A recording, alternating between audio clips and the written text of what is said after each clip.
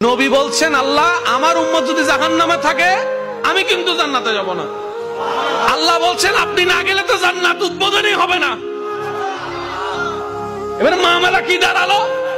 আল্লাহ পাক বলে যে আমি তাহকামুল হাকিমিন নিজেকে বলেছি, বিচার না করলেও তো জিনিসটা সুন্দর হয় না।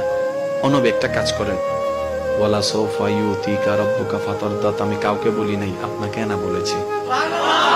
ওমা আরসালনাকা ইল্লা রাহমাতাল লিল আলামিন, কারো সম্পর্কে নাজিল করি নাই, আপনাকে দিয়েছি।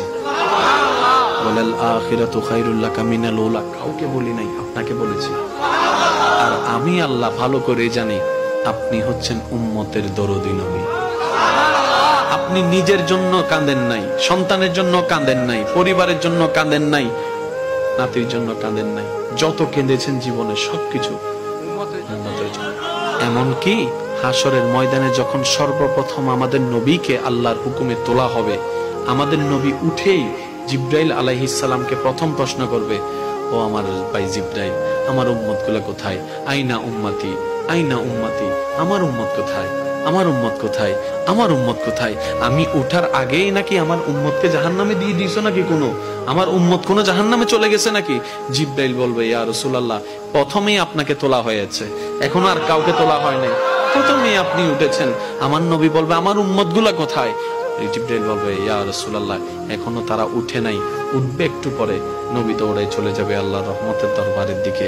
সিজদায় যে পড়বে, একটাই কথা থাকবে, রব্বি হাবলি উম্মতি, রব্বি হাবলি উম্মতি। একটু মনোযোগ চাইবো আমি আশিকদের, রব্বি হাবলি উম্মতি, ও আল্লাহ আমার উম্মত গুলাকে আমাকে দিয়ে দাও। তো উম্মতের লিস্টের ভিতরে তো আবু বকর সিদ্দিকের নামও আছে, উম্মতের লিস্টের ভিতরে তো ফারুকে আজমের নামও আছে, উম্মতের লিস্টের ভিতরে তো সাহাবায়ে কেরাম আজমাইনের নাম আছে, উম্মতের লিস্টের ভিতরে তো আহলে বাইতের নাম আছে, উম্মতের লিস্টের ভিতরে তো তাবি তবে তাবি আল্লাহর ওলিদের জান্নাতীদের নাম আছে। এবার আল্লাহ পাক বলবে, আপনি যে বললেন রব্বি হাবলি উম্মতি, উম্মতকে দেওয়ার জন্য আপনি কে আবু বকরের কথা বলছেন? নবী বলে যে না, আমার আবু বকরকে নিয়ে চিন্তা নাই, আমার ফারুককে নিয়ে চিন্তা নাই, আমার ওসমানকে নিয়ে চিন্তা নাই, আমার আলীকে নিয়ে চিন্তা নাই। ও আল্লাহ, আমার উম্মতের ভিতরে যারা জাহান্নামের অধিবাসী হবে ওই উম্মতগুলোকে আমাকে দিয়ে দাও। আল্লাহ বিচারক হয়ে বিচারক করবেন, জাহান্নামীকে জাহান্নামে দিয়ে দিবেন। আহকামুল হাকিমের দায়িত্ব শেষ। এবার নবীকে আল্লাহ সিজদায় যাওয়ার অনুমতি দিয়ে সুপারিশ করাবেন। নবীর সুপারিশ কবুল করতে করতে নবীর উম্মতকে, আল্লাহর বান্দাদেরকে জাহান্নামী থেকে জান্নাতি করে দিবেন। জগৎ জিজ্ঞেস করবে, মওলা জাহান্নামী আবার জান্নাতি হয় কেমনে? ফেল কখনো পাস হয় না, পাস কখনো ফেল হয় না, কথা বলেন না। দিন কখনো রাত হয় না, রাত কখনো দিন হয় না, জাহান্নামী কখনো জান্নাতি হয় না। আল্লাহ তুমি যে জাহান্নামে দিলা এটা সঠিক, আহকামুল হাকিমিন বিচারক হয়ে দিছিল। আল্লাহ জান্নাত পাইলো কেমনে?